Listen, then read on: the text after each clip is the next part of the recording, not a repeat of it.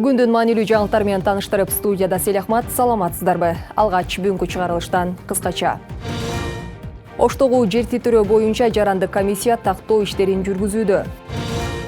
Милиция улакчынын өлүмү боюнча териштирүү ишин баштады. Депутат Акбөкөн Таштанбеков жогорку кеңеште айгай салды. Президент Садыр Жапаров Кыргыз Республикасынын ченемдик укуктук актылары жөнүндө Кыргыз Республикасынын мыйзамына өзгөртүүлөрдү киргизүү тууралуу мыйзамга кол койду.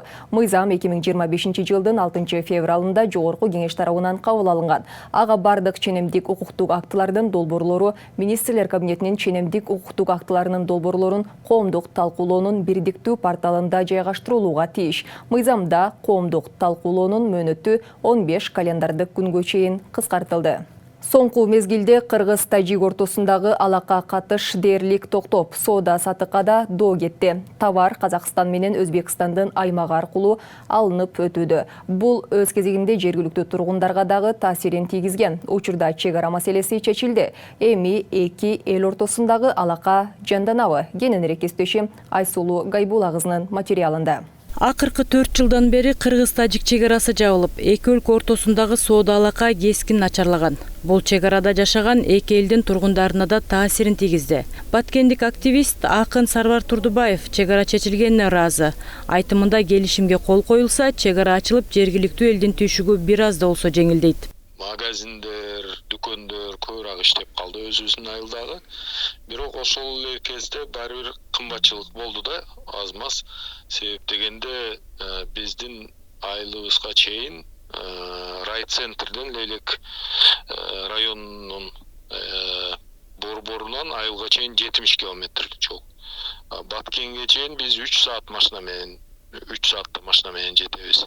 Ошко чейин 7 саатта машина менен жетебиз. Эми ушул бардыгы мындай транспорт каражаттары бул жака келип аткан эмелерге дагы, азык түлүккө дагы үстүнө отурат да баасына. Ошондуктан кичине кымбатчылык дагы болду. Анын айтымында чек ара жабылганга чейин жергиликтүү тургундар эрте жазда бышкан мөмө жемиштерди Тажикстандан алып чыгып Кыргызстанда сатып киреше таап турган. Соода сатык токтогондон кийин көпчүлүк чет өлкөгө кетүүгө мажбур болгон. Ошондой эле Тажикстандагы тууган уруктардын, этникалык тажиктердин, этникалык кыргыздардын жашоосу абдан оорлошуп, жакшылык жамандыкка да баруу кескин токтогон. Мындан улам тургундар чек ара тынчтык жолу менен чечилгендигине, эми жол ачылып карым катнаш жанданат деген үмүттө. 300дөн ашуун маршрутка спринтерлер биздин айыл өкмөттө болгон экен да эмеге чейин. Ушул конфликттерге чейин, чек ара жабылууга чейин. Булар бардыгы Тажикстанда климат кичине жылуураак да биздикине караганда.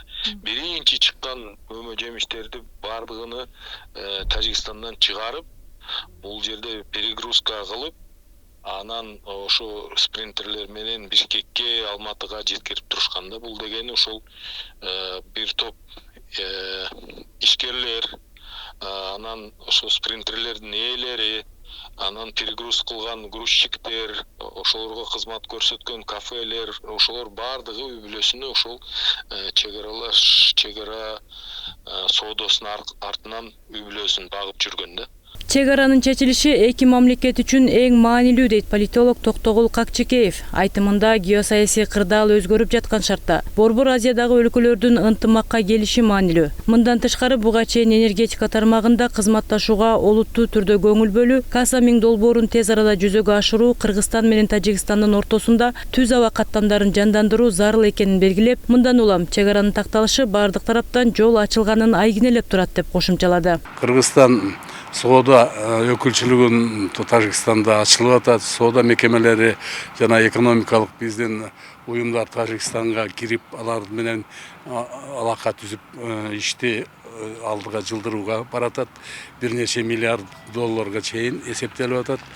Эми мен айтышым керек, Тажикстандын жолдон өткөзбөй аткан товарлары Кыргыздын жол тармагы менен, темир жол тармагы менен, автомобиль тармагы менен биздин өлкө аркылуу эсинги мамлекеттерине жана бөлөк мамлекеттерге чыгып атышат. Демек бүгүнкү күндө түздөн түз ошол делимитация, демаркациянын чечилгендиги менен биздин карым катнаш аябай жакшы оң жолго түшүп баратат десек бул туура болот. Эки элдин мамилесинин начарлашы бир гана кыргызстандык соодагерлерге эмес, тажикстандыктарга да залакасын тийгизгендигин чек ара тургундары билдирди. Белгилей кетсек, Тажикстандан Кыргызстанга пахта жеби, курулуш материалдары, жер жемиш келет. Ал эми Кыргызстан Тажикстанга мунай өнүмдөрүн, цемент, көмүр экспорттойт. Айсулуу Гайбула кызы, Үсөн Камчыбеков, 7-канал, Бишкек.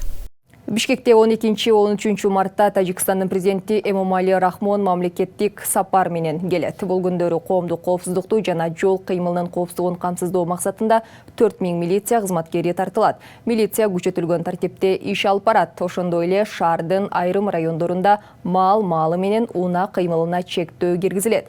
Бишкек шаардык ички иштер башкармалыгы шаар тургундарын жана конокторун мындай чектөөлөрдү түшүнүү менен кабыл алууга чакырат жана ыңгайсыздыктар үчүн алдын ала кечирим сурайт. Министрлер кабинетинин төрагасы Адылбек Касмалиев Улуу Британия жана Түндүк Ирландиянын бириккен падышачылыгынын элчиси Николас Боулер менен ошондой эле инвестициялык талаш-тартыштарды жөнгө салууда. Англис укугун колдонуу маселелери боюнча эл аралык консультанттар менен жолугушуу өткөрдү. Анда тараптар Кыргыз Республикасынын чет өлкөлүк инвестицияларды тартуунун жана экономиканын туруктуу өсүшүнүн негизги фактору болгон инвесторлордун укуктарын коргоо деңгээлин жогорулатууга багытталган маселелердин кеңири чөйрөсүн талкуулашты. Өзгөчө көңүл инвестициялык жана башка коммерциялык талаш-тартыштарды чечүүгө багытталган көз карандысыз арбитраждык механизмди түзүүнүн келечегине бурулду. Министрлер кабинетинин төрагасы Адылбек Касмалиев Беларустун премьер-министри Александр Турчинге жогорку кызматка дайындалгандыгына байланыштуу куттуктоо катын жөнөттү. Сиздин мамлекеттик кызматтагы көп жылдык тажрыйбаңыз жана жогорку кесипкөйлүгүңүз Беларус өкмөтүнүн элдин жыргалчылыгы жана мамлекеттин гүлдөп өсүшү үчүн ийгиликтүү иштешине өбөлгө түзөт деп ишенем деп белгилеген кайрылууда. Министрлер кабинетинин башчысы Белоруссиянын премьер-министрине чың ден соолук, бакубатчылык жана жооптук мамлекеттик кызмат ийгиликтерди каалады. Жогорку кеңеште бүгүн депутат Акбөкөн Таштанбеков айыл чарба министрине кайрылып, соц объектилерди мамлекетке кайтаруу боюнча реформа качан соңуна чыгарын сурады. Министр Бакыт Төрөбаев кайсы объектилер жөнүндө кеп болуп жатканын тактады. Бакыт Төрөбаев комиссия түзүлүп, бардыгы кайтарылып жатканын айтса, эл өкүлү залдан микрофону жок кыйкыра баштады. Мындан улам ага процедуралык микрофондон 1 мүнөт берилди. Министрлер кабинетинин өкүлү баарын түшүнгөнүн айтып, маселе чечилерин убадалады. Мен 1,5 миллиард сомдун оокатын айтып атам. Прокуратураңарда керек жок, эч ким керек жок. Баары менен сүйлөштүм, өткөрүп берет. Аким ак прием передачага айыл өкмөткө өткөрүп кол коюп койсун, башка керек жок. Оценканы мына бүгүн 3-чү оценканы. Просто оценкага 5 миллион акчам жетпей жатат. Мына болгон акчамды төлөдүм, оценка кылды. Бүгүн мына 880 миллионго 3 объект. Түшүндүм. 3 объектиңди өзүм каражатыман оңдоп өткөрүп берип атам. Алып эле койгула силерден эмне керек? Акимге айтып койгула, коркпосун. Билип атам, министрлер, премьерлер отурат. Мурунку президент отурат, бандиттер. Мен деле коркуп атам, бирок элге алып беришибиз керек. 21-чи кылымда жашап атабыз. Уят кой эми мындаңар. Эми түшүнүп атам, жердик мафия деген бул күчтүү мафия. Бирок биз жеңишибиз керек. Сен эмне келдиңер буяка? Ошо мафияны жеңгени келдиңер. Корккон эмес, жеңгени келдиңер. Ошол үчүн кол койгула. Министр батыштын тапшырмасын алып билим берүүнү талкалаганы келген окшойт. Бул тууралуу жогорку кеңештин депутаты Надира Нарматова билдирди. Анын айтымында 12 жылдык окуу боюнча коомчулук толук түшүнбөй жатат. Эл өкүлү натыйжалуу лицей, гимназияларды жаппай туруу керектигин айтып, талкалаш жеңил экенин белгиледи. Депутаттардын суроосуна жооп берип жаткан министр Кендирбаева 12 жылдык билим берүүгө өтүүдө бир дагы чет өлкөлүктүн эксперт катары дагы, каржылоочу тарап катары дагы катышуусу тапшырмасы жок экенин билдирди. Ал окуунун жаңы форматы президент Садыр Жапаровдун талабы экенин кошумчалаган. Акылбек Жапаров кетип жатканда буйрук чыгарып кеттир, 519 номер. Ошол буйрукту мен аткарам деп элге билим берүү министри тескеме чыгарып, анан президенттик аппараттан дагы бир кызматтык кат жөнөтүп, бүгүн күндө ызычууга түшүп жатып калды мектептер. Лицей, гимназияларды 1 апрелге чейин аккредитациясы бүткөн-бүтпөгөнүнө да карабастан толук кандуу жойгула деген буйрук барган экен. Ошону менен азыр мектептер ызычуу болуп, Минюстан кайрадан каттоодон өтүп жатып калышты. Тынбай байланышка чыгып атышат 7 облустанчы. Ошон үчүн ушул маселени Алмаз Акынжанович сергектик менен мамиле карап, натыйжа берген гимназия, лицейлерди кармап эле турсаңар, талкалап коюш оңой эле. кайра калыбына келтириш кыйын. Жакшы мектептерди, активдүү мектептерди, өзгөчө мектептердин бардыгын бир казанга салып, окуучулардын дагы настроениясын бузуп, мугалимдердин настроениясын бузуп, кружокторду, кошумча сабактардын баарын жок кылып, бүгүнкү күндө ызы-чууга түшүп жатып калды да. Ошон үчүн бул жерде билбейм, тиги министрге айтсаң эле жаман көрөт экен, бул талкалаганы келгенби, бир батыштын тапшырмасын алып. Ошон үчүн билген намазын окуп атат. Тесттеги тапшырмалар мектеп программасына дал келбейт. Бул тууралуу Жогорку Кеңештин төрагасы Нурланбек Тургунбек уулу бүгүн 12 мартта парламенттин жыйынында билдирди. Анын айтымында мектеп программасына тесттеги суроолорду дал келтирүү керек. Болуп атат, көпчүлүктөн кайрылуулар болуп атат. Мына мисалы үчүн 12 жыл окуган бала, буга чейин 11 жыл окуган бала жыйынтыгында экзамен тапшырганда жанагы жалпы тестүүлөө таптакыр маани маңызы башка. Эмнеге биз антип окутабыз? Мисалы үчүн алар 11 жыл окуп туруп, анан кийин экзаменге 3 ай 4 ай калганда башка жака барып окуп атышат. Ошол боюнча атайын, бул эки убарачылыктын эмне кереги бар? Андан көрө ошол мектеп программасына дал келтириш керек да мунучу. Бул мен таптакыр түшүнбөйм ушу. Канча жылдан бери айтылып келип атат. Мектепте окуган бир дагы предмет жок ал жердечи. Эки башка. Ошон үчүн бүт окуучулар акча төлөп башка мугалимдерге барып атайын даярдыктан өтүп атат. Ушундай убаракечиликтин кереги барбы? Окуучуларга, ата-энелерге кошумча каражат кетирип, бул абдан туура эмес. Ошону силер дал келтиришиңер керек мектеп программасына. Сизге толугу менен кошулам. Азыр дал ошол мазмундук дал келтирүүнүн үстүндө иштеп атабыз. Мындан ары мына электрондук күндөлүктө дагы ар бир баланын ошо орто тест боюнча бекер даярданууга тиркемелери илинип жатат. Баарын бирдей деңгээлге келтиребиз. Рахмат.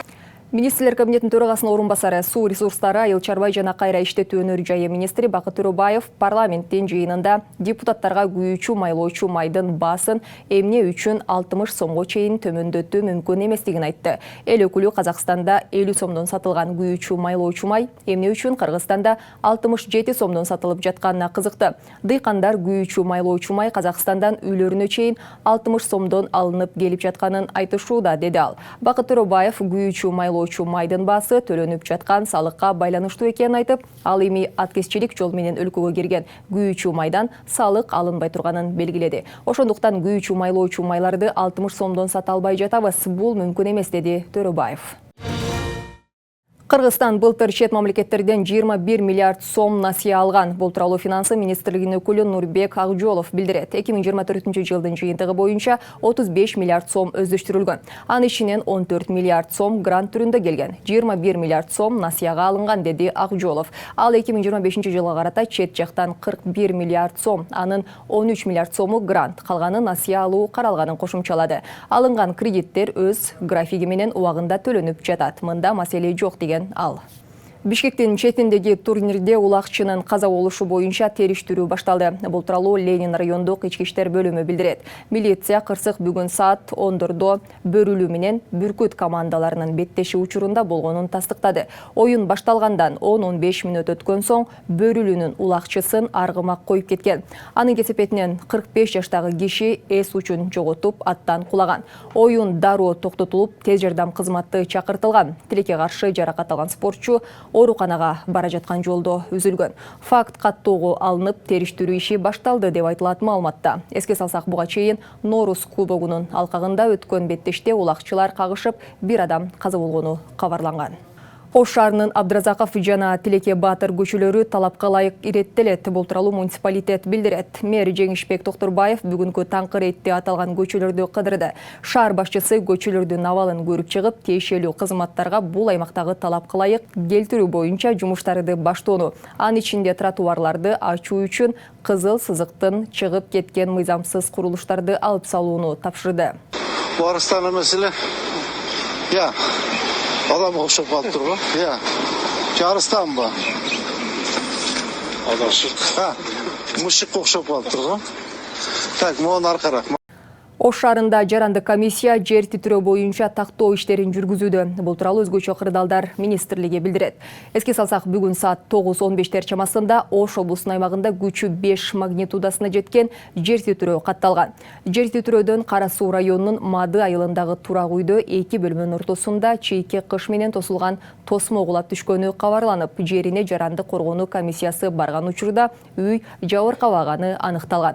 Тактоо иштери Жоош, Датка, Башбулак айыл аймактарындагы турак үйлөрдө, социалдык объектилерде да жүргүзүлөт. Оштогу жер титирөө боюнча кооптонууга негиз жок деп айтылат министрликтин маалыматында.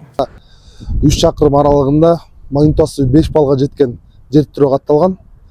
Жер титирөөнүн кесепетинен кыйроолор жок. Азыркы учурда институт сейсмологиясынан толук тактоо иштери жүргүзүлүүдө. Биринчи катуу бал болгондон кийинкилери кайталанат, бирок азыраак бал болуп. Азыркы учурда уже коопсуздук, кайталануу коопсуздугу жок. Эч кимге коркуп, коопсуздануу кереги жок.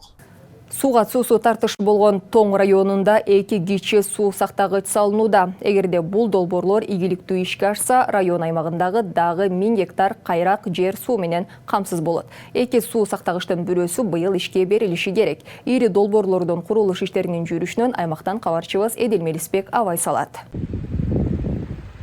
Тоң райондагы коктулардан өтө көп суу чөт, бирок жер шарты ыңгайсыз болгондуктан суу дыйкандарга сугат маалында жеткирилбей, жөн гана агып кетет. Адистердин айтымында бул абалдан суу сактагычтар гана куткарышы мүмкүн. Азыркы тапта Чокмурата суу сактагычы курулуп баштады. Долбоор 2 жылда гана ишке ашат. Бирок курулуп бүтсө, Күнчыгыш жана Болот Мамбетов айыл өкмөттөрүндөгү дыйкандардын сугат суусу мол болуп, дагы кошумча 200 гектар кайрак жер өздөштүрүлүшү мүмкүн. Бул жерде мурунку үлүшкө таралган жерлер дагы суу менен айрым жерлерине суу жетпей калчу, 1854 гектар болчу. Буга чейин ошол үлүшкө таралган жерлер дагы суу менен камсыз болбошу, суунун тартычтыгы бар болчу буга чейин. Бул Чокмурата суу сактагычы бүтүп калса, Кудай буйрса, мындан 200 гектар жер дагы өздөштүрүлүп дагы кошулат. Андан сырткары 700-800 гектар жер суу менен жакшыртылат. Чокмурата суу сактагычы бүтүп калса, дыйкандарыбыз буга чейин ушул суунун тартычтыгынан түшүмдү толук кандуу ала алчу эмес. Ал бүтүп калса, Кудай буйрса, эми толук кандуу түшүм алат го деген үмүтүбүз чоң бул суу сактагыч боюнча.